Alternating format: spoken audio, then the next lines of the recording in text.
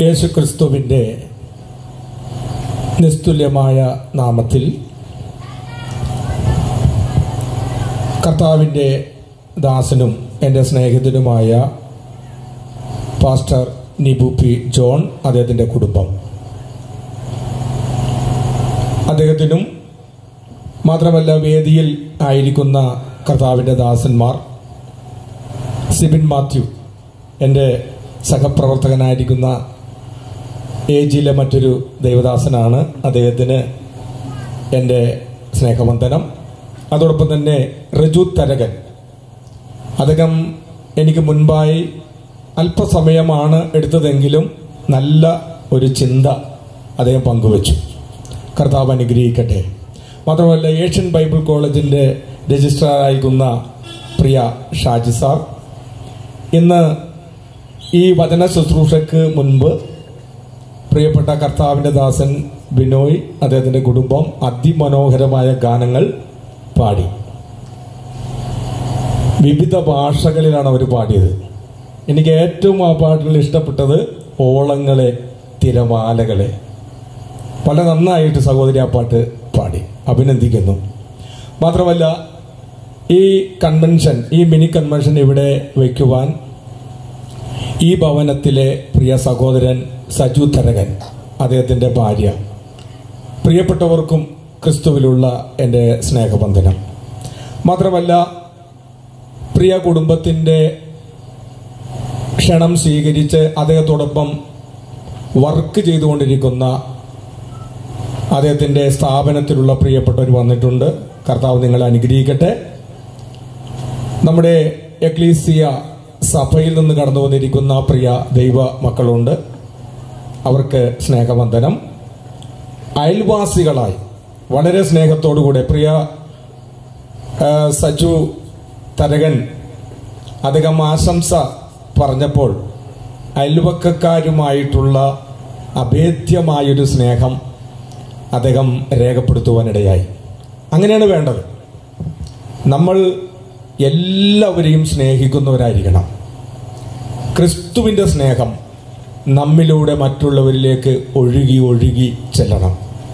അപ്പോഴാണ് യഥാർത്ഥത്തിൽ ദൈവത്തിൻ്റെ അനുഗ്രഹം വ്യാപരിക്കുകയുള്ളൂ. കർത്താവ് നമ്മെ സഹായിക്കട്ടെ. സമയം വളരെ കുറവായിരിക്കുന്നത് കൊണ്ട് ഞാൻ വളരെ വേഗത്തിൽ മുന്നോട്ട് പോവുകയാണ്. ഇന്നത്തെ വചന ചിന്തയ്ക്കു വേണ്ടി എടുത്തിരിക്കുന്ന വാക്യം മർക്കോസിന്റെ സുവിശേഷം 1-ാം അധ്യായം 15-ാമത്തെ വാക്യമാണ്. ഞാൻ തന്നെ ആ വാക്യം വായിക്കാം. കാലം തികഞ്ഞു, ദൈവരാജ്യം സമീപിച്ചിരിക്കുന്നു. ആകയാൽ മാനസാന്തരപ്പെട്ട് സുവിശേഷത്തിൽ വിശ്വസിക്കണം. എന്തുകൊണ്ട് സുവിശേഷത്തിൽ വിശ്വസിക്കണം? 4 കാര്യങ്ങൾ അവിടെ നമുക്ക് കാണാൻ കഴിയും. ഒന്നാമത്തെ കാര്യം, കാലം തികഞ്ഞു. The time is fulfilled. നമ്മൾ നിർണായകമായ ഒരു കാലഘട്ടത്തിലാണ് നമ്മൾ വന്നു ചേർന്നിരിക്കുന്നത്. ബൈബിൾ ഇപ്രകാരം പറയുന്നു, ഇത് ദുഷ്കാലമാകയാൽ സമയം തക്കത്തിൽ ഉപയോഗിക്കണം. ഇന്ന് ഈ ദുഷ്കാലമായിരിക്കുന്ന ഈ കാലഘട്ടത്തെ കുറിച്ച് അറിയണമെങ്കിൽ വേറെ എങ്ങും പോകണ്ട, നമ്മുടെ വീട്ടിലിരുന്ന് നമുക്കത് അറിയാൻ പറ്റും. പത്രം ഒന്ന് വായിച്ചാൽ മതി, TV വാർത്തകൾ ശ്രദ്ധിച്ചാൽ മതി. എവിടെയും കൊലപാതകങ്ങൾ വർദ്ധിക്കുന്നു, കള്ളക്കടത്ത് വർദ്ധിക്കുന്നു, സ്ത്രീപീഡനങ്ങൾ വർദ്ധിക്കുന്നു, കുഞ്ഞുങ്ങളെപ്പോലും പീഡിപ്പിക്കുന്ന അതിഭയങ്കരമായൊരു ദുഷ്കാലത്തിലാണ് നമ്മളെല്ലാവരും വന്ന് ചേർന്നിരിക്കുന്നത്. നമ്മുടെ കൊച്ചു കുട്ടികളെ സ്കൂളിലേക്ക് ഒന്ന് പറഞ്ഞു വിടുവാൻ പോലും കഴിയാത്ത നിലയിൽ നമ്മൾ ഭയപ്പെടുകയാണ്. തട്ടിക്കൊണ്ടുപോകലും വിലപേശലും എല്ലാം നടമാടുന്ന അതിഭയങ്കരമായ ഒരു ദുഷ്കാലത്തിന്റെ നടുവിലാണ് നമ്മളെല്ലാവരും ആയിരിക്കുന്നത്. ഈ സമയം നമ്മളത് സമയം വളരെ തക്കത്തിൽ നമ്മൾ ഉപയോഗിക്കണം. ഈ കുടുംബത്തിന്റെ സഭയുടെ ക്ഷണം സ്വീകരിച്ച് ഇന്ന് രാത്രികാലം പലരും ഇവിടെ കടന്നു വന്നിട്ടുണ്ട്. ഇത് യാദൃച്ഛികമായൊരു അനുഭവമല്ല. ദൈവത്തിന് നിങ്ങളോട് സംസാരിക്കണമെന്നും നിങ്ങളെക്കുറിച്ച് ആത്യന്തികമായിട്ടുള്ള ദൈവത്തിന്റെ പരമമായ ലക്ഷ്യത്തിലേക്ക് എത്തിക്കുവാനുള്ള ദൈവ പദ്ധതിക്കാണ് ദൈവം നിങ്ങളെ ഇവിടെ കൊണ്ടുവന്ന് ഇരിക്കുന്നത്. അത് മനസ്സിലാക്കിക്കൊണ്ട് ഈ സന്ദേശം ശ്രദ്ധിക്കുവാൻ നമുക്ക് കഴിയട്ടെ. ക്രിസ്തുവിനെ യഥാർത്ഥമായി പിന്തുടരുന്ന വിശ്വാസികളോടും എനിക്ക് പറയാനുള്ളത്, ദൈവം തക്ക സമയത്ത് നിങ്ങളെ ഉയർത്തേണ്ടതിന് അവന്റെ ബലമുള്ള കൈക്കീഴ് താണിരിക്കണം. ആര് ദൈവത്തിന്റെ സന്നിധിയിൽ താണിരിക്കുന്നുവോ അവരോട് ഈ രാത്രികാലം പറയട്ടെ, തക്ക സമയത്ത് റൈറ്റ് ടൈമിൽ ദൈവം നിങ്ങളെ ഉയർത്തിരിക്കും. ഉയർത്തുവാൻ ദൈവസന്നിധിയിൽ താണാൽ മതി. മാത്രമല്ല പ്രിയപ്പെട്ടവരെ, വചനം നമ്മൾ പഠിക്കുമ്പോൾ 90-ാം സങ്കീർത്തനത്തിൽ നമ്മുടെ ആയുഷ്കാലത്തെ കുറിച്ച് സങ്കീർത്തനക്കാരൻ ഇങ്ങനെ പറഞ്ഞിട്ടുണ്ട്, നമ്മുടെ ആയുഷ്കാലം 70 സംവത്സരം, അത് കൂടിപ്പോയാൽ 80 സംവത്സരം. അത് വേഗം തീരുകയും നമ്മൾ പറന്നു പോവുകയും ചെയ്യും. കാലം തികഞ്ഞു എന്ന് പറഞ്ഞാൽ നമ്മുടെ ആയുഷ്കാലം തികഞ്ഞിരിക്കുകയാണ്. ഇന്ന് ഞാനിവിടെ പ്രസംഗിച്ചു കൊണ്ടിരിക്കുന്നു, നിങ്ങൾ എന്റെ പ്രസംഗം കേൾക്കുന്നു. ഇന്ന് രാത്രിയിൽ നമ്മൾ ഉറങ്ങാൻ പോകുന്നു. നാളെ നമുക്ക് ഉണ്ടാകുമോ എന്ന് നമുക്കൊരു പ്രതീക്ഷയുമില്ല. എപ്പോൾ വേണമെങ്കിലും നമ്മുടെ ജീവിതം അവസാനിക്കാം. പ്രിയപ്പെട്ടവരെ, ഒരു വർഷം എന്ന് പറയുന്നത് 365 ദിവസമാണ്. 10 വർഷം എന്ന് പറയുന്നത് 3650 ദിവസങ്ങളാണ്. 20 വർഷം എന്ന് പറഞ്ഞാൽ 7300 ദിവസങ്ങൾ മാത്രമേ ഉള്ളൂ. അങ്ങനെ നോക്കുമ്പോൾ ഒരു 60 വർഷം ഒരാൾ ഈ ഭൂമിയിൽ ജീവിച്ചാൽ 21,900 ദിവസങ്ങൾ മാത്രമേ അയാൾ ഈ ഭൂമിയിൽ ജീവിച്ചിട്ടുള്ളൂ. അപ്പോൾ നമ്മുടെ വയസ്സുമായിട്ടൊന്ന് കണക്ട് ചെയ്ത് നമ്മൾ നോക്കണം. എത്ര നാളുകൾ കടന്നുപോയി, എത്ര ദിവസങ്ങൾ കടന്നുപോയി, ഇനി എത്ര ദിവസങ്ങൾ നമ്മുടെ മുമ്പിലുണ്ട്. നമ്മുടെ ആയുഷ്കാലം വളരെ ചുരുക്കമാണ്. ഈ ചുരുക്കമായ കാലഘട്ടത്തിൽ പ്രിയപ്പെട്ടവരെ, ദൈവത്തിന്റെ സുവിശേഷത്തിന്റെ സന്ദേശത്തിന് മുൻപാകെ നിങ്ങളുടെ ജീവിതം ഒന്ന് വിട്ടുകൊടുക്കുവാൻ കഴിഞ്ഞാൽ നിങ്ങൾ ലോകത്തിലുള്ള ഏറ്റവും വലിയ ഭാഗ്യവാന്മാരാണ്. കാലം തികഞ്ഞിരിക്കുകയാണ്. നാളെ എന്നൊരു ദിവസം നമുക്കില്ല. ഇന്നൊരു ദിവസം മാത്രമേ നമുക്കുള്ളൂ. ലോകത്ത് പണമുണ്ടാക്കുന്ന സമ്പന്നരായിരിക്കുന്ന ആളുകൾ, വിദ്യാഭ്യാസമുള്ളവർ, അവരെല്ലാവരും പലപ്പോഴും അഹങ്കാരത്തോടുകൂടെ ചിന്തിക്കുന്നതും പറയുന്നതും നമ്മൾ കണ്ടിട്ടുണ്ട്. ഒരു പനി വന്നാൽ മതി, ഒരു വയറിളക്കം വന്നാൽ മതി, ഒരു ചെറിയ അസ്വസ്ഥത വന്നാൽ മതി, നമ്മുടെ ഷുഗറിന്റെ അളവൊന്ന് ക്രമാതീതമായി കൂടിയാൽ മതി, എല്ലാം തീർന്നു. ഒറ്റ നിമിഷം കൊണ്ട് എല്ലാം അവസാനിക്കും. അതിനു മുൻപ് പ്രിയപ്പെട്ടവരെ, കർത്താവിന്റെ സുവിശേഷത്തിന്റെ മുൻപാകെ നമ്മളെ ഒന്ന് സമർപ്പിക്കുവാൻ കഴിഞ്ഞാൽ അത് ഏറ്റവും ഭാഗ്യം നിറഞ്ഞ ഒരവസ്ഥയാണ്. കാലം തികഞ്ഞിരിക്കുകയാണ്. തുടർന്ന് ആ വാക്യത്തിൽ കാണുവാൻ കഴിയുന്നത്, ദൈവരാജ്യം സമീപിച്ചിരിക്കുന്നു. ഈ ലോകത്ത് നമ്മൾ ഇന്ത്യയിൽ ജീവിക്കുന്ന ആളുകളാണ്. ഇവിടെ ജനങ്ങൾ നിയമസഭയിലേക്കും പാർലമെന്റിലേക്കും അല്ലെങ്കിൽ തദ്ദേശ സ്വയംഭരണ സ്ഥാപനങ്ങളിലേക്ക് ജനങ്ങൾ വോട്ടെടുത്ത് ഒരു മുന്നണിയെയോ ഒരു പാർട്ടിയെയോ ജയിപ്പിച്ച് അവർക്ക് അധികാരം കിട്ടുന്ന 5 വർഷം മാത്രമാണ്. ഈ 5 വർഷം നല്ലതും ചെയ്യാനും മോശപ്പെട്ട് ചെയ്യുവാനും ഒക്കെ പലർക്കും കഴിയുന്നുണ്ട്. എന്നാൽ പ്രിയപ്പെട്ടവരെ, ദൈവത്തിന്റെ രാജ്യം വരാൻ പോവുകയാണ്. ദൈവം രാജാവായി വാഴുന്ന, ദൈവം ഈ ലോകം മുഴുവൻ വാഴുന്ന അതിസുന്ദരമായ ഒരു ദൈവരാജ്യ ഭരണം സ്ഥാപിക്കാൻ വേണ്ടി യേശു വരുവാൻ പോകുകയാണ്. അപ്പോൾ ഒരു സംശയമുണ്ട്, യേശു ആരാണ്? Who is Jesus? ചില ആളുകൾ യേശുവിനെ കുറിച്ച് പറയാറുണ്ട്, പലർക്കും പല അഭിപ്രായങ്ങളുണ്ട്.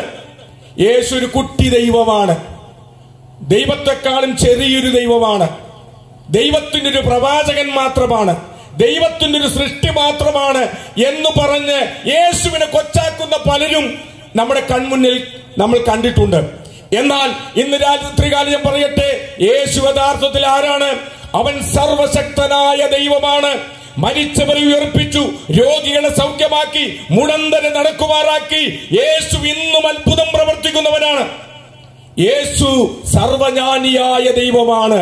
യേശുവിന്റെ കാലഘട്ടത്തിൽ യേശു തന്റെ അരികിൽ കടന്നു വരുന്നവരുടെ രോഗസൗഖ്യത്തിനു മുമ്പ് അവരുടെ ഒരു കാര്യം പറഞ്ഞു, മകനെ, മകളെ, നിന്റെ പാപങ്ങൾ ക്ഷമിച്ചിരിക്കുന്നു എന്ന് പറഞ്ഞപ്പോൾ യേശുവിനെ വിമർശിക്കുവാൻ വന്നുകൂടിയ യഹൂദ പരീശന്മാർ അവരുടെ ഉള്ളിൽ ഇങ്ങനെ ചിന്തിച്ചു, ഇവൻ മനുഷ്യനായിരിക്കെ ഈ മനുഷ്യരുടെ പാപങ്ങൾ മോചിക്കുവാൻ ഇവന് ആർക്കധികാരം കൊടുത്തു എന്നവർ ചിന്തിച്ചപ്പോൾ അവർ ചിന്തിക്കുന്നത് അപ്പോൾ തന്നെ യേശു മനസ്സിൽ ഗ്രഹിച്ചുകൊണ്ട് അവരുടെ വായടപ്പിക്കുവാൻ തക്കവണ്ണമിടയായി. യേശു സർവജ്ഞാനിയായ ദൈവമാണ്. യേശു സർവവ്യാപിയായ ദൈവമാണ്. മത്തായിയുടെ സുവിശേഷത്തിൽ യേശു പറഞ്ഞു, 2 or 3 പേർ എന്റെ നാമത്തിൽ കൂടി വന്നാൽ ഞാൻ അവരുടെ നടുവിലുണ്ട്. ഇന്ന് രാത്രികാലം ഈ പ്രസംഗം കേൾക്കുന്ന പ്രിയപ്പെട്ടവരെ, നമ്മുടെ നടുവിൽ യേശു കടന്നു വന്നിട്ടുണ്ട്. നമ്മുടെ ഭാരങ്ങൾ ഏറ്റെടുക്കുവാൻ, നമ്മുടെ വേദനകളെ മാറ്റുവാൻ, നമ്മുടെ രോഗത്തെ സൗഖ്യമാക്കുവാൻ, നമ്മളെ ശക്തീകരിക്കുവാൻ, നമ്മളെ ബലപ്പെടുത്തുവാൻ, നമ്മുടെ പ്രാർത്ഥനകൾക്ക് മറുപടി നൽകുവാൻ ഇന്ന് രാത്രികാലം ഇവിടെ യേശു വന്നിട്ടുണ്ട്. കണ്ണുകൾ കൊണ്ട് കാണാൻ കഴിയുന്നില്ലെങ്കിലും ധൈര്യത്തോടുകൂടെ വചനത്തിന്റെ അടിസ്ഥാനത്തിൽ എനിക്ക് പറയുവാൻ കഴിയും, നിങ്ങളെ വിട്ടുവയ്ക്കുവാൻ സർവശക്തൻ യേശു ക്രിസ്തു ഇന്നിവിടെ വന്നിട്ടുണ്ട്. ആ യേശുവിനെ വിശ്വാസത്താൽ ഒന്ന് മുറുകെ പിടിക്കുവാൻ, യേശുവിനൊന്ന് ഏറ്റെടുക്കുവാൻ നിങ്ങൾക്ക് കഴിയുമെങ്കിൽ വന്നതുപോലെയല്ല, ഇരട്ടി ശക്തിയോടെ, ഇരട്ടി അനുഗ്രഹത്തോടുകൂടെ ഭവനത്തെ പറഞ്ഞേക്കുന്ന ഒരു കർത്താവിന്റെ മുമ്പാകെയാണ് നമ്മളായിരിക്കുന്നത്. യേശു ആരാണ്? സർവശക്തനായ, സർവവ്യാപിയായ, എല്ലായിടത്തും വസിക്കുന്ന ദൈവം. റോമാലേഖനത്തിൽ പറയുന്നു, സർവത്തിനും മീതെയുള്ള ദൈവമാണ് യേശു ക്രിസ്തു. തീത്തോസിന്റെ ലേഖനത്തിൽ പറയുന്നു, പൗലോസ് പറഞ്ഞു, അവൻ മഹാദൈവമാണ്. യേശു ക്രിസ്തു മഹാദൈവമാണ്. മാത്രമല്ല പ്രിയപ്പെട്ടവരെ, യേശു ക്രിസ്തുവിന്റെ 12 ശിഷ്യന്മാരിൽ ഒരുവനായിരുന്ന യോഹന്നാൻ എഴുതി, യേശു ക്രിസ്തു സത്യദൈവമാണ്. ബൈബിളിൽ അവസാനത്തെ പുസ്തകമാണ് വെളിപ്പാട് പുസ്തകം. ആ വെളിപ്പാട് പുസ്തകത്തിൽ 10 പ്രാവശ്യം കർത്താവായ യേശു ക്രിസ്തു സർവശക്തനായ ദൈവമാണെന്ന് എടുത്തെടുത്തു പറഞ്ഞിരിക്കുന്ന വാക്യങ്ങൾ നമുക്ക് കാണാൻ പറ്റും. ആ ദൈവം ഇന്നിവിടെ വന്നിട്ടുണ്ട്, ഈ മുറ്റത്തിവിടെ വന്നിട്ടുണ്ട്. ഏതെങ്കിലും ഒരു വേദനയിൽ, പ്രയാസത്തിൽ നിങ്ങൾ ആയിരിക്കുന്നുവെങ്കിൽ നിങ്ങൾ നെഞ്ചത്ത് കൈവച്ചുകൊണ്ട് ആത്മാർത്ഥമായി ഈ വചനം ഏറ്റെടുത്തുകൊണ്ട് പരിശുദ്ധാത്മാവിന്റെ ശക്തിയിൽ സ്തോത്രത്തോടുകൂടെ, സ്തുതികളോടുകൂടെ നിങ്ങൾ ഈ വചനം ഏറ്റെടുക്കുകയാണെങ്കിൽ നിശ്ചയമായും ദൈവം നിങ്ങളെ വിടുവിച്ചിരിക്കും. ദൈവരാജ്യം സമീപിച്ചിരിക്കുകയാണ്. ദൈവത്തിന് സ്തോത്രം. ഹല്ലേലൂയ. യേശുക്രിസ്തുവിന്റെ ഭരണം കാൽക്കൽ തൊട്ടടുക്കലെത്തിയിരിക്കുകയാണ്. ഇവിടെ നമ്മളെല്ലാ പാർട്ടികളെയും മുന്നണികളെയും ഒക്കെ സ്നേഹിക്കുന്നവരാണ്. നമുക്ക് എല്ലാവരും സ്നേഹം മാത്രമേ ഉള്ളൂ. പക്ഷേ അവര് പറയുന്ന കാര്യങ്ങൾ കുറെയൊക്കെ ചെയ്യാൻ പറ്റുന്നുണ്ടെങ്കിലും കുറെയൊക്കെ ചെയ്യാൻ പറ്റാതെ വരും. അപ്പൊ വിമർശനങ്ങൾ ഉണ്ടാകും. സത്യത്തോടും നീതിയോടും ന്യായത്തോടും കാര്യങ്ങൾ 100% ചെയ്യണമെന്ന് വിചാരിച്ചാണ് അധികാരത്തിൽ ഗവൺമെന്റുകൾ വരുന്നത്. പക്ഷേ പൂർണ്ണമായും എല്ലാം സ്ഥാപിക്കുവാൻ കഴിയില്ല. എന്നാൽ കർത്താവായ യേശു ക്രിസ്തു വരുമ്പോൾ, തന്റെ രാജ്യം വരുമ്പോൾ, തന്റെ ഭരണം വരുമ്പോൾ, തന്റെ ആധിപത്യം വരുമ്പോൾ ഇവിടെ നീതി ഉണ്ടാകും, ഇവിടെ സത്യമുണ്ടാകും, ഇവിടെ സമാധാനമുണ്ടാകും, ഇവിടെ യുദ്ധത്തിനും കൊലവിളിക്കും ഇവിടെ ഒരു സ്ഥാനവും ഉണ്ടാവുകയില്ല. യേശു ക്രിസ്തുവിന്റെ ആ ദൈവരാജ്യത്തിന്റെ മഹാസാന്നിധ്യം ഈ ലോകത്ത് വെളിപ്പെടുവാൻ പോകുകയാണ്. അതാണ് പറയുന്നത്, ദൈവരാജ്യം സമീപിച്ചിരിക്കുകയാണ്. ആ ഭരണത്തിലേക്ക്, ആ അധികാരത്തിലേക്ക് നമ്മൾ പ്രവേശിക്കാൻ പോവുകയാണ്. എന്നാൽ പ്രിയപ്പെട്ടവരെ, ഈ ദൈവരാജ്യത്തിലേക്ക് പ്രവേശിക്കണമെങ്കിൽ എന്ത് ചെയ്യണം? അതിന് അങ്ങനെ നിസ്സാരമായിട്ട് നമ്മൾ ഇന്ത്യയിൽ ജനിച്ചു വളർന്നവരാണ്. എന്നാൽ ദൈവരാജ്യം എന്ന് പറഞ്ഞാൽ ഐഹികമല്ല, അത് ആത്മികമാണ്. അത് പരിശുദ്ധാത്മാവിൽ സന്തോഷവും നീതിയുമാണ്. ആ ദൈവരാജ്യത്തിൽ പ്രവേശിക്കണമെങ്കിൽ നമുക്ക് വീണ്ടും ജനനമുണ്ടാകണം. ഒരിക്കൽ യഹൂദന്മാരുടെ പ്രമാണിയായ ദൈവവചനം പഠിപ്പിക്കുന്ന കുതിരയുടെ ബലം എന്നർത്ഥമുള്ള നിക്കോദമസ് എന്ന് പറയുന്ന മനുഷ്യൻ ഒരു രാത്രി യേശുവിന്റെ അടുക്കൽ വന്ന് പറഞ്ഞു, യേശുവേ, ഗുരുവേ, അങ്ങ് ദൈവത്തിന്റെ അടുക്കൽ നിന്ന് വന്ന ആളാണെന്നും ദൈവം അങ്ങോട്ട് കൂടെ ഇരിക്കുന്നത് കൊണ്ട് ആണ് ഇത്രയും വലിയ അത്ഭുതങ്ങൾ ചെയ്യുന്നതെന്നും യേശുവിനെ പുകഴ്ത്തിക്കൊണ്ട് പറഞ്ഞു. യേശു അവന്റെ പുകഴ്ത്തൽ കേട്ടിട്ട് സന്തോഷിച്ചില്ല. അവന്റെ മുഖത്തു നോക്കി പറഞ്ഞു, നീ വെള്ളത്താലും ആത്മാവിനാലും പുതുതായി ജനിച്ചില്ലെങ്കിൽ, വീണ്ടും ജനിച്ചില്ലെങ്കിൽ ദൈവരാജ്യം നിനക്ക് കാണാൻ പോലും പറ്റില്ല. എന്താണ് ഈ വീണ്ടും ജനനം? നമ്മുടെ ഈ ശരീരം നമ്മുടെ മാതാപിതാക്കളിൽ നിന്നും ഉണ്ടായ ഒരു ശരീരമാണ്, ഒരു ജീവിതമാണ്. എന്നാൽ നമ്മുടെ ഉള്ളിൽ സർവ്വലോകത്തെക്കാളും വിലയേറിയൊരു ആത്മാവുണ്ട്. ഇന്ന് ആത്മാവില്ല എന്ന് പറയുന്ന ആൾക്കാരുണ്ട്. ഇവിടെ തന്നെ തിന്നു കുടിച്ച് നാളെ ചാകുമല്ലോ എന്ന് പറഞ്ഞ് എല്ലാ പാപവും ചെയ്ത് നടക്കുന്ന ആൾക്കാരുണ്ട്. അല്ലവേ അല്ല. നമ്മുടെ ഉള്ളിൽ ഒരു ആത്മാവുണ്ട്. ആത്മാവിന്റെ വിലയേറിയത് അറിയാമോ? സർവ്വലോകത്തെക്കാളും വിലയേറിയതാണ് മനുഷ്യന്റെ ആത്മാവ്. ഈ ആത്മാവിന് നാം ഈ ഭൂമിയിലേക്ക് വന്നപ്പോൾ തന്നെ ഈ ആത്മാവിന് മരണം സംഭവിച്ചിരിക്കുകയാണ്. ദൈവവുമായുള്ള സംസർഗം നഷ്ടപ്പെട്ടിരിക്കുകയാണ്.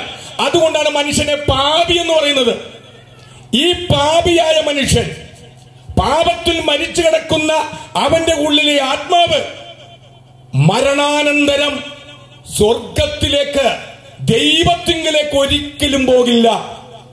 ദൈവമില്ലാത്ത ഭയാനതകളുടെ സ്ഥലമായിരിക്കുന്ന ആ അന്ധകാരത്തിലേക്ക് പോകും. അതുകൊണ്ടാണ് നമ്മുടെ വീടുകളെല്ലാം മരണം സംഭവിക്കുമ്പോൾ നമ്മൾ ആ വാർത്ത പറയുന്നത് എങ്ങനെയാണ്? ഇന്നടത്തെ ഇന്നാള് മരിച്ചുപോയി. നമ്മൾ ഈ വാർത്ത കേട്ടിട്ട്, അല്ലെ ഫോൺ സന്ദേശം കേട്ടിട്ട് പെട്ടെന്ന് ഓടി നമ്മൾ ആ വീട്ടിൽ ചെല്ലുമ്പോൾ ഇന്നലെ വരെ നമ്മളോട് സംസാരിച്ച നമ്മുടെ ആ പ്രിയപ്പെട്ടവൻ അല്ലെങ്കിൽ പ്രിയപ്പെട്ടവൾ നല്ല സുന്ദരനായി ഒരു കട്ടിലിൽ കിടക്കുന്നുണ്ട്. വിളിച്ചിട്ട് കേൾക്കുന്നില്ല, അനങ്ങുന്നില്ല, സംസാരിക്കുന്നില്ല. എന്താണ് ആ വീട്ടുകാർ പറഞ്ഞത്? ആ വ്യക്തി മരിച്ച് പോയതാരാണ്? സർവലോകത്തെക്കാളും വിലയേറിയ മനുഷ്യന്റെ ആത്മാവാണ്. ആത്മാവാണ് പോയത്. ആത്മാവ് പുതുജനനം പ്രാപിച്ചില്ലെങ്കിൽ, യേശുവിലൂടെ വീണ്ടും ജനനം എന്ന പ്രക്രിയ നടന്നില്ലെങ്കിൽ ആത്മാവ് അന്ധകാരത്തിലേക്ക് പോകും. അല്ലാതെ ആത്മാവിയുടെ അലഞ്ഞു തിരിഞ്ഞൊന്നും നടക്കില്ല. ആൾക്കാരെ പേടിപ്പിക്കാനായി പ്രേതമായിട്ടൊന്നും ഇവിടെ വരില്ല. ആ നിമിഷം ഇവിടുന്ന് പോകും. അതാണ് മരിച്ചുപോയി എന്ന് പറയുന്നത്. എന്നാൽ പ്രിയപ്പെട്ടവരെ, ആത്മാവ് ആ സ്വർഗീയ സന്തോഷത്തിലേക്ക് പോകണമെങ്കിൽ പുതുജനനമുണ്ടാകണം. പുതുജനനമുണ്ടാകണമെങ്കിൽ അടുത്ത കാര്യമാണ് നമ്മൾ ഇവിടെ കാണാൻ കഴിയുന്നത്.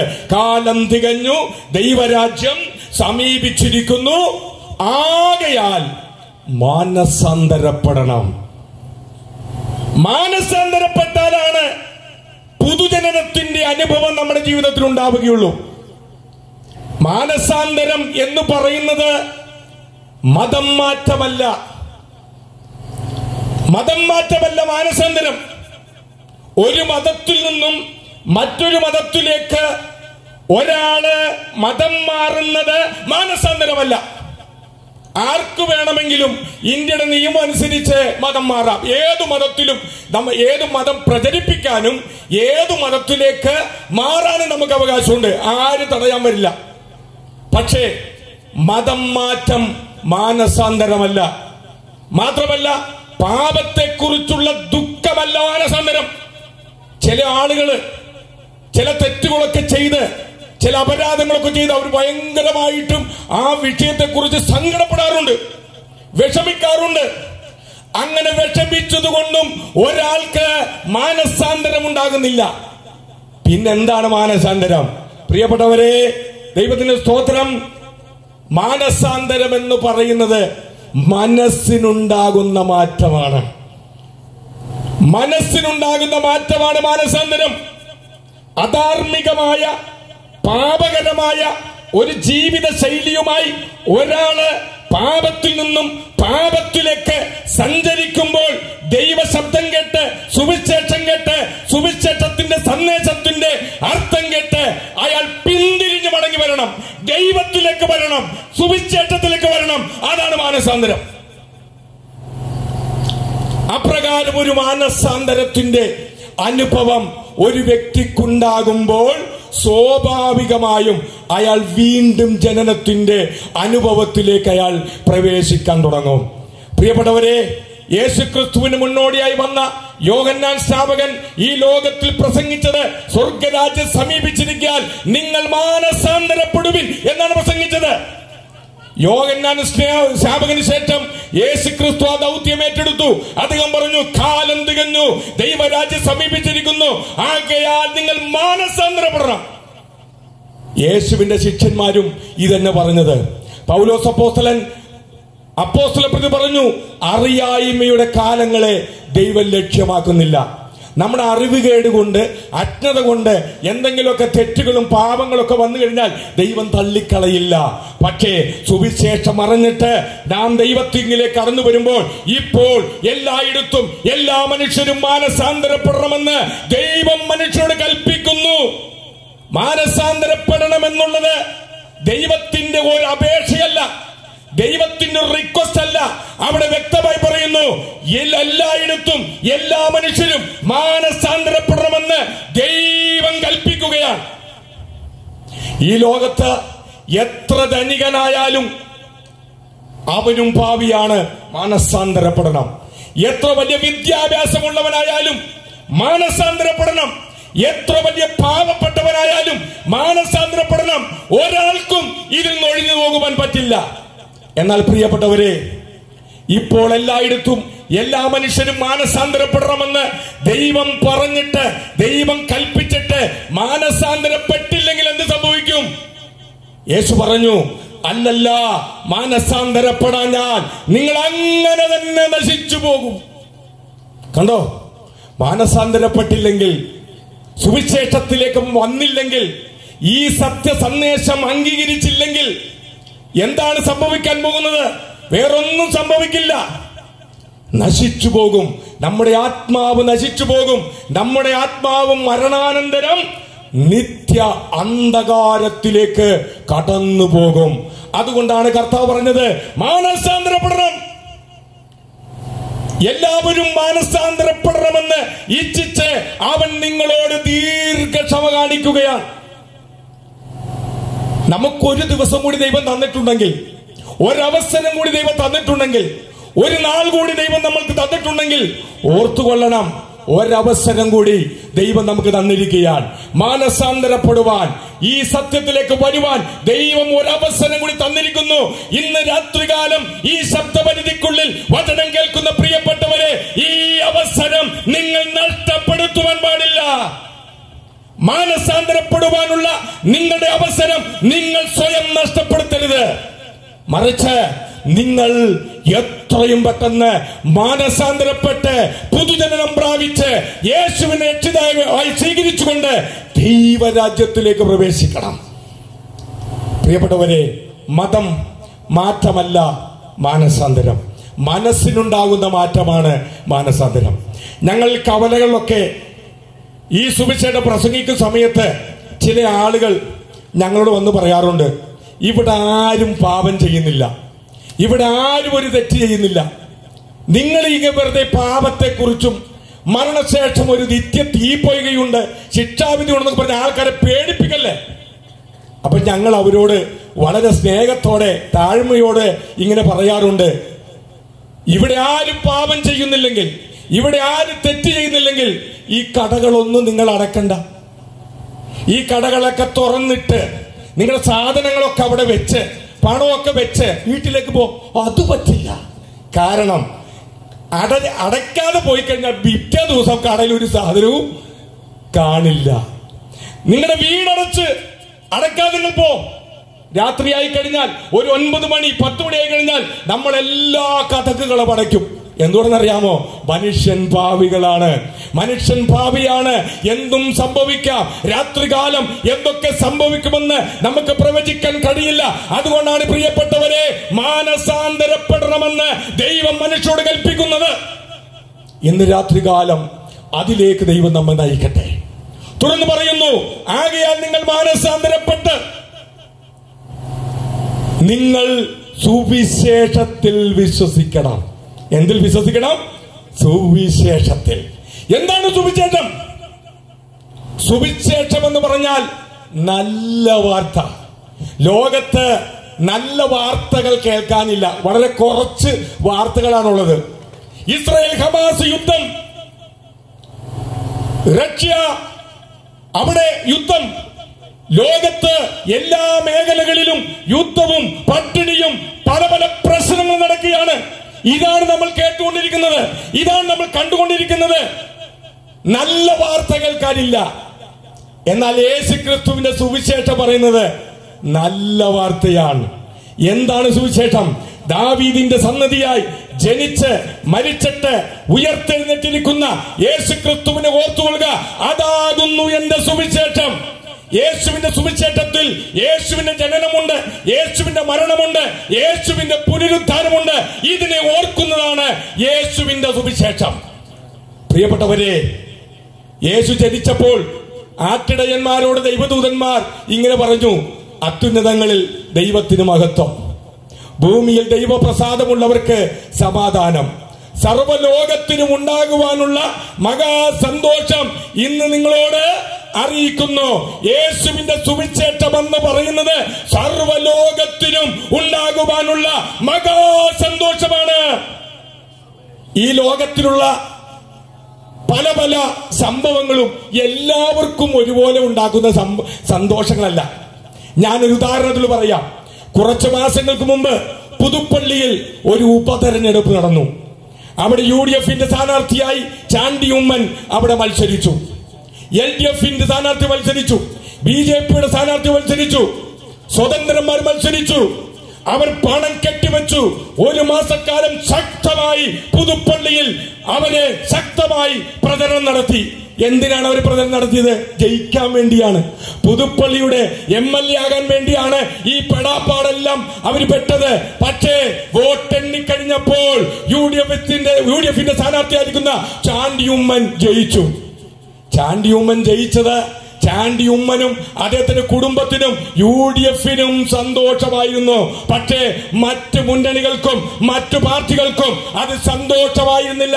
ഈ ലോകത്തിലെ കാര്യങ്ങൾ ഒരു വിഭാഗത്തിന് മാത്രം സന്തോഷമുണ്ടാക്കുമ്പോൾ വചനം പറയുന്നു, യേശുവിന്റെ ജനനം, യേശുവിന്റെ സുവിശേഷം ലോകത്തിലുള്ള എല്ലാ കോടിക്കണക്കിന് എല്ലാ മണ്ഡലങ്ങളിലും എല്ലാ രാജ്യങ്ങളിലുമുള്ള എല്ലാവർക്കുമുള്ള മഹാസന്തോഷമാണ്.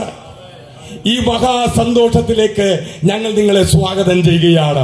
ഈ ശബ്ദപരിധിക്കുള്ളിൽ ഈ നാട്ടിലുള്ള പ്രിയപ്പെട്ടവരെ, നിങ്ങൾ ഏതു വിഭാഗത്തിലുള്ള ആളായാലും അത് സാരമില്ല.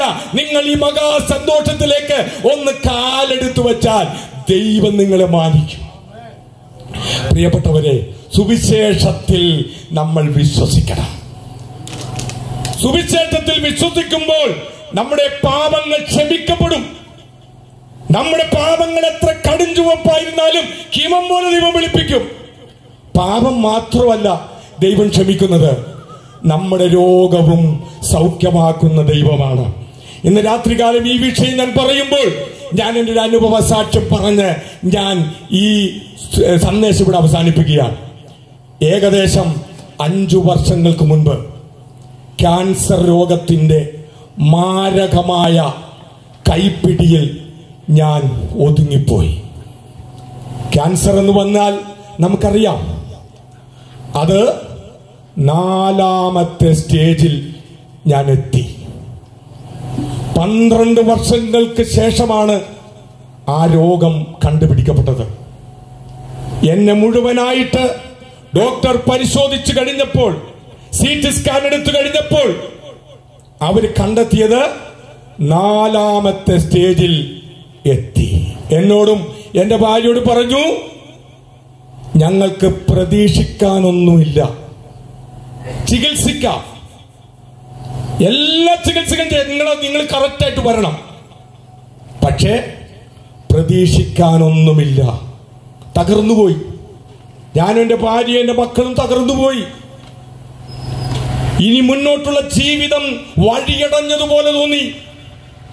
ഓപ്പറേഷനിലൂടെ ഞാൻ കടന്നുപോയി. കീമോതെറാപ്പി എടുത്തു. എന്റെ എല്ലാ മുടികളും കൊഴിഞ്ഞുപോയി. റേഡിയേഷൻ തെറാപ്പി എടുത്തിട്ട് ആ തെറാപ്പി എടുത്ത ഭാഗത്തെ തൊലി മുഴുവനും പൊളിഞ്ഞ് താഴെ വീണു.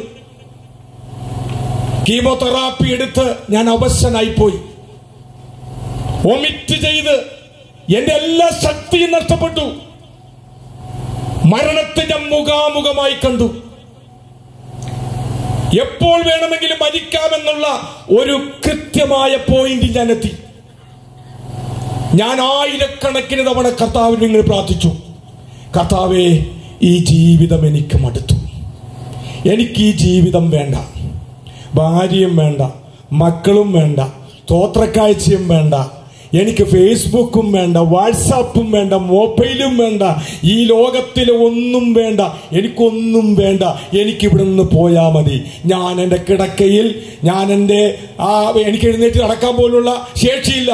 ഞാൻ എൻ്റെ നെഞ്ചത്ത് കൈവച്ച് ആത്മാർത്ഥമായി ഞാൻ പ്രാർത്ഥിച്ചു, എനിക്ക് യേശു മാത്രം മതി, യേശു മാത്രം മതി, എനിക്ക് യേശുവിന്റെ അടുക്കൽ പോയാൽ മതി. അങ്ങനെ ദൂതന്മാരയച്ച് എന്നെ കൊണ്ടുപോയിക്കോ എന്ന് ഞാൻ ഇങ്ങനെ ആത്മാർത്ഥമായി പ്രാർത്ഥിച്ച് കീമോതെറാപ്പി എടുത്ത് 7ാം ദിവസമായി അവശനായിട്ട് എനിക്ക് അനങ്ങാൻ പോലും കഴിയാത്ത നിലയിൽ ഞാൻ വളരെ ഭാരത്തോടുകൂടെ ഞാൻ ആ കിടക്കുമ്പോൾ ഒരു 4 മണി പ്രഭാതത്തിൽ ഒരു 4 മണിയായപ്പോൾ എന്താണ് സംഭവിച്ചറിയാമോ? ഞാൻ കിടന്ന കട്ടില് ആരോ പിടിച്ച് ശക്തമായി കുലുക്കാൻ തുടങ്ങി. ഞാൻ വിചാരിച്ചു വല്ല ഭൂകമ്പമോ ഭൂചലനമോ സംഭവിക്കുകയാണ്, വീടെല്ലാം ഇടിഞ്ഞു വീഴാൻ പോവുകയാണോ എന്ന് വിചാരിച്ച് ഞാൻ ഭാരപ്പെട്ടു. പിന്നെയും വിചാരിച്ചു വീണെങ്കിൽ വീഴട്ടെ, കാരണം ഞാൻ ഏതായാലും പോകാൻ വേണ്ടി റെഡി ആയിട്ടിരിക്കുകയാണല്ലോ. പക്ഷേ ഭൂചലനമായിരുന്നില്ല. ദൈവത്തിന്റെ ആത്മാവ്, കർത്താവിന്റെ ശക്തി എന്റെ കട്ടിലിനെ പിടിച്ചുലക്കാൻ തുടങ്ങി. ഒരത്ഭുത പ്രകാശം എന്റെ മുറിയിൽ വ്യാപരിക്കാൻ തുടങ്ങി. ഇത്രയും മനോഹരമായ ഒരു പ്രകാശം എന്റെ ജീവിതത്തിൽ ഞാൻ കണ്ടിട്ടില്ല. ഞാൻ മനസ്സിലാക്കുന്നു, യേശുവിടെ പ്രത്യക്ഷപ്പെട്ടതാണ്. ആ ശക്തി എന്റെ മേൽ നിറഞ്ഞു കഴിഞ്ഞപ്പോൾ എന്താണ് സംഭവിച്ചറിയാമോ? എന്റെ എല്ലാ പ്രയാസങ്ങളും മാറി, എന്റെ എല്ലാ അസ്വസ്ഥതകളും മാറി. ഞാൻ കട്ടിലിൽ നിന്നും ചാടി എഴുന്നേൽക്കാനിടയായി കർത്താവിനെ സ്തുതിക്കുവാനും ആരാധിക്കാനും തുടങ്ങി. യേശു ഇന്നും ജീവിക്കുന്നു. യേശു ഇന്നും രോഗികളെ സൗഖ്യമാക്കുന്നു. എത്ര മാരക രോഗമായാലും ഇന്ന് രാത്രികാലം ഞാൻ വിളിച്ചു പറയട്ടെ, യേശു നിങ്ങളെ വിടുവിക്കും. Hallelujah, hallelujah, hallelujah. ദൈവത്തിന് സ്തുതിക്കാൻ കഴിയുമോ? ഏതെങ്കിലും ഒരു രോഗത്താൽ ഈ ഭാരപ്പെട്ടുകൊണ്ട് ആരെങ്കിലും ഇവിടെ ആയിരിക്കുന്നുവെങ്കിൽ, മരുന്ന് കഴിച്ചിട്ടും ഡോക്ടറെ കണ്ടിട്ടും എന്തെല്ലാം ചെയ്തിട്ടും മാറ്റമില്ലാത്ത തുടരുന്ന അവസ്ഥയിൽ ആണെങ്കിൽ ഈ സന്ദേശം പറയുന്ന ഞാനൊരു സാക്ഷിയാണ്. യേശു എന്നെ വിടുവിച്ചു, യേശു എന്നെ സൗഖ്യമാക്കി. അതേ യേശു ഇന്നും ഇവിടെ വന്നിട്ടുണ്ട്, നിങ്ങളെയും സൗഖ്യമാക്കും. ദൈവത്തിന് സ്തോത്രം. യേശു എന്നെ സമ്പൂർണമായി വിടുവിച്ചു, പൂർണ്ണ സൗഖ്യം എനിക്ക് നൽകി. കട്ടിൽ ഞാൻ ചാടി എഴുന്നേറ്റു. അടുക്കളയിൽ പാചകം ചെയ്തുകൊണ്ടിരുന്ന എന്റെ ഭാര്യയുടെ അടുക്കൽ ചെന്ന് അവളും വിചാരിച്ചു കൊണ്ടിരുന്നത് ഞാൻ അധികം വൈകാതെ പോകുന്നതാണ്. എന്റെ ഏറ്റവും അടുത്ത ബന്ധുമിത്രാദികൾ പോയി പറഞ്ഞു, സാജുമോന്റെ കാര്യം പോക്കാൻ, ഇനി രക്ഷപ്പെടാൻ പോകുന്നു, ക്യാൻസർ അല്ലേ. പക്ഷെ ഈ പറഞ്ഞവരെല്ലാം പോയി. പക്ഷേ ഇന്നും ഞാൻ ജീവിക്കുന്നു. എന്റെ യേശു ജീവിക്കുന്നത് കൊണ്ട് ഞാനും ജീവിക്കുന്നു. നമ്മൾ ഇവിടെ ഇരിക്കുന്നത് യേശു ജീവിക്കുന്നത് കൊണ്ടാണ്. പ്രിയപ്പെട്ടവരെ, നിങ്ങൾ ഏതെങ്കിലും ഒരു വിഷയത്തിൽ ഭാരപ്പെടുന്നുണ്ടോ? ഏതെങ്കിലും ഒരു വിഷയത്തിൽ നിങ്ങൾ മനപ്രയാസത്തോടു കൂടിയാണ് പോകുന്നതെങ്കിൽ നിശ്ചയമായി നിങ്ങൾ വിശ്വസിക്കുക. വിശ്വസിക്കുക എന്ന് പറഞ്ഞാൽ എന്താണ്? ചില ആളുകൾ ഞങ്ങളോട് പറയും, പാസ്റ്ററെ, നിങ്ങളെക്കാൾ അധികമായിട്ട് ഞങ്ങളാണ് യേശുവിൽ വിശ്വസിക്കുന്നത്. സമ്മതിക്കുന്നു. പക്ഷേ യേശു പറയുന്ന ഒരൊറ്റ കാര്യം പോലും, ഒരു ചെറുവിരൽ പോലും കൊണ്ട് ഒന്ന് മാറ്റാൻ പോലും അവർ തയ്യാറല്ല. യേശുവിൽ വിശ്വസിക്കുന്നു എന്ന് പറയുന്നതിന് അർത്ഥം 24 മണിക്കൂറും കർത്താവേ ഞാൻ അങ്ങനെ വിശ്വസിക്കുന്നു എന്ന് പറയുന്നതല്ല, പ്രാർത്ഥിക്കുന്നതല്ല. മറിച്ച് യേശു പറയുന്ന വാക്കുകൾ, യേശു മാനസാന്തരപ്പെടാൻ പറഞ്ഞാൽ മാനസാന്തരപ്പെടണം, വിശ്വസിക്കണമെന്ന് പറഞ്ഞാൽ വിശ്വസിക്കണം. അതനുസരിക്കുമ്പോഴാണ് നാം യഥാർത്ഥത്തിൽ യേശുവിൽ വിശ്വസിക്കുന്നത്. അങ്ങനെ യേശുവിൽ വിശ്വസിക്കുമെങ്കിൽ പ്രിയപ്പെട്ടവരെ, നിങ്ങൾ വീണ്ടും ജനനം പ്രാപിച്ച്, നിങ്ങൾ മാനസാന്തരപ്പെട്ട്, നിങ്ങൾ രക്ഷിക്കപ്പെട്ട്, നിങ്ങളുടെ ആത്മാവിന് പുതുജനം ലഭിച്ച് ദൈവരാജ്യത്തിൽ നിങ്ങൾ പ്രവേശിക്കും. അതിനായി ദൈവം നിങ്ങളെ ഒരുക്കട്ടെ എന്ന് ഞാൻ പ്രാർത്ഥിക്കുകയാണ്.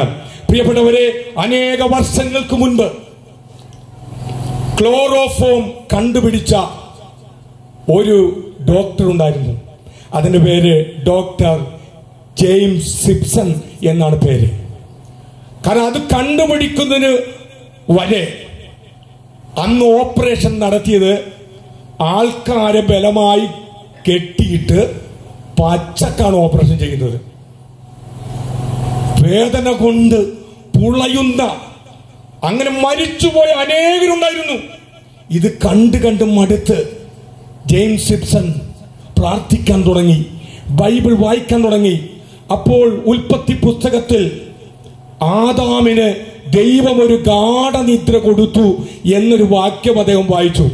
അതിനെ ഗവേഷണം ചെയ്ത് ചിന്തിച്ച് പഠനങ്ങൾ നടത്തി ഓരോ മരുന്നുകൾ അദ്ദേഹം പഠിച്ച് അദ്ദേഹം പ്രായോഗിക അവസാനം ക്ലോറോഫോം എന്ന ആ മരുന്ന് അദ്ദേഹം കണ്ടെത്തി.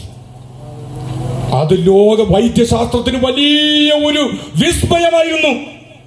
കാരണം ആൾക്കാരെ ബോധം കെടുത്തി വേദനയില്ലാതെ ഓപ്പറേഷൻ നടത്താം. വലിയ കണ്ടുപിടുത്തമല്ലേ? ഇന്നും അത് ആശുപത്രികളുണ്ട്, അതിലും വലിയ സംവിധാനങ്ങൾ ഇപ്പോൾ വന്നിട്ടുണ്ട്. എന്നാൽ പ്രിയപ്പെട്ടവരെ, അങ്ങനെ ഈ ജെയിംസ് സിപ്സൺ ലോകപ്രസിദ്ധനായ ഒരു മനുഷ്യനായി. അന്നത്തെ പത്രങ്ങളെല്ലാം അദ്ദേഹത്തിന്റെ കണ്ടുപിടുത്തത്തെയും അദ്ദേഹത്തിന്റെ പേരിനെയും വാഴ്ത്തിപ്പുകഴ്ത്തുവാൻ തുടങ്ങി. അങ്ങനെ ലോകത്തിലുള്ള പത്രലേഖരെല്ലാം വന്ന് അദ്ദേഹത്തോട് ചില ചോദ്യങ്ങൾ ചോദിച്ചു. ഒരു പത്രലേഖകൻ ഇപ്രകാരമാണ് പറഞ്ഞത്: ലോകത്തെ മുഴുവനും മാറ്റിമറിക്കുന്ന ഒരു വലിയ കണ്ടുപിടുത്തമാണ് പ്രിയപ്പെട്ട ഡോക്ടറെ അങ്ങ് കണ്ടുപിടിച്ചത്. എന്നാൽ നിങ്ങൾക്കതിനെ കുറിച്ച് എന്താണ് പറയാനുള്ളത്? ഈ ഡോക്ടർ വളരെ വിനയത്തോടെ, വളരെ താഴ്മയോടുകൂടെ അദ്ദേഹം പറഞ്ഞു, ക്ലോറോഫോം കണ്ടുപിടിച്ചതല്ല എന്റെ ജീവിതത്തിലെ ഏറ്റവും വലിയ കണ്ടുപിടുത്തം. മറിച്ച് ഒരു ക്രിസ്മസ് രാത്രിയിൽ സുവിശേഷം പ്രസംഗിച്ചു കൊണ്ടിരിക്കുന്ന ഒരു ഓഡിയൻസിന്റെ ഇടയിലേക്ക് ഞാൻ കടന്നു ചെന്നപ്പോൾ ആ സുവിശേഷം എന്നെ മാടി വിളിക്കുവാൻ തുടങ്ങി, എന്നെ ക്രിസ്തുവിലേക്ക് വിളിക്കുവാൻ തുടങ്ങി, എന്നെ നിത്യജീവനിലേക്ക് വിളിക്കാൻ തുടങ്ങി, ഒരു പുതിയ ജീവിതത്തിന്റെ വഴിത്താരയിലേക്ക് വിളിക്കാൻ തുടങ്ങി. അപ്പോൾ ഞാൻ അവിടെ ഒരു പാപിയാണെന്നും എനിക്കൊരു രക്ഷകനെ ആവശ്യമുണ്ടെന്നും ആ രക്ഷകൻ മറ്റാരുമല്ല യേശു ക്രിസ്തു മാത്രമാണെന്ന് ആ രാത്രിയിൽ കണ്ടുപിടിച്ചതാണ് എന്റെ ഏറ്റവും വലിയ കണ്ടുപിടുത്തം എന്നത് പറഞ്ഞതുപോലെ ഇന്ന് രാത്രികാലം യേശു ക്രിസ്തുവിനെ രക്ഷിതാവായി സ്വീകരിക്കുവാൻ നിങ്ങൾക്ക് കഴിഞ്ഞാൽ, നിങ്ങളുടെ ജീവിതത്തിൽ അതിനിടയായാൽ, അതാണ് നിങ്ങളുടെ ജീവിതത്തിലെ ഏറ്റവും വലിയ കണ്ടുപിടുത്തം. പ്രിയപ്പെട്ടവരെ, ഈ രാത്രികാലം പറയട്ടെ, കാലം തികഞ്ഞു, ദൈവരാജ്യം സമീപിച്ചിരിക്കുന്നു. ആകയാൽ മാനസാന്തരപ്പെട്ട് യേശു ക്രിസ്തുവിന്റെ സുവിശേഷത്തിൽ വിശ്വസിപ്പിൻ. ഇന്ന് രാത്രികാലം ഈ സന്ദേശം കേട്ട പ്രിയപ്പെട്ടവരോട് ഞാൻ വളരെ താഴ്മയോടെ വിനയത്തോടെ പറയട്ടെ, യേശുവിനെ നിങ്ങൾക്ക് കണ്ടെത്തുവാൻ, യേശുവിനെ നിങ്ങൾക്ക് കണ്ടുപിടിക്കുവാൻ, യേശുവിനെ നിങ്ങളുടെ ജീവിതത്തിന് ഭാഗമാക്കുവാൻ കഴിഞ്ഞാൽ രക്ഷപ്പെട്ടു. നിങ്ങളുടെ ജീവിതം രക്ഷപ്പെട്ടു. ആ രക്ഷപ്പെടലിന്റെ അനുഭവത്തിലേക്ക് കടന്നു വരുവാൻ ഈ സന്ദേശം നിങ്ങളെ പ്രചോദിപ്പിക്കട്ടെ, വഴി നടത്തട്ടെ. ഇരുളിൽ നിന്നും വെളിച്ചത്തിലേക്ക്, അത്ഭുത പ്രകാശത്തിലേക്ക് ദൈവം നിങ്ങളെ കൊണ്ടുവരട്ടെ. ഈ വിഷയത്തെക്കുറിച്ച് ഗാഢമായി നിങ്ങൾ പഠിക്കാനും ചിന്തിക്കാനും പ്രാർത്ഥിക്കുവാൻ ആഗ്രഹിക്കുന്നുണ്ടെങ്കിൽ ഈ ഭവനവുമായി ബന്ധപ്പെടുക. ദൈവദാസന്മാരുമായി ബന്ധപ്പെടുക. തീർച്ചയായും അവർ നിങ്ങളെ സഹായിക്കും. ഈ വചനങ്ങളാൽ എല്ലാവരെയും ഈ രാത്രികാലം കർത്താവ് സമൃദ്ധമായി അനുഗ്രഹിക്കട്ടെ എന്ന് പറഞ്ഞുകൊണ്ട് ദൈവത്തിനും നിങ്ങളോടുള്ള നന്ദിയെ അർപ്പിച്ചുകൊണ്ട് താഴ്മയോടുകൂടെ ഞാൻ ദൈവസന്നിധിയിൽ ഇരിക്കുകയാണ്.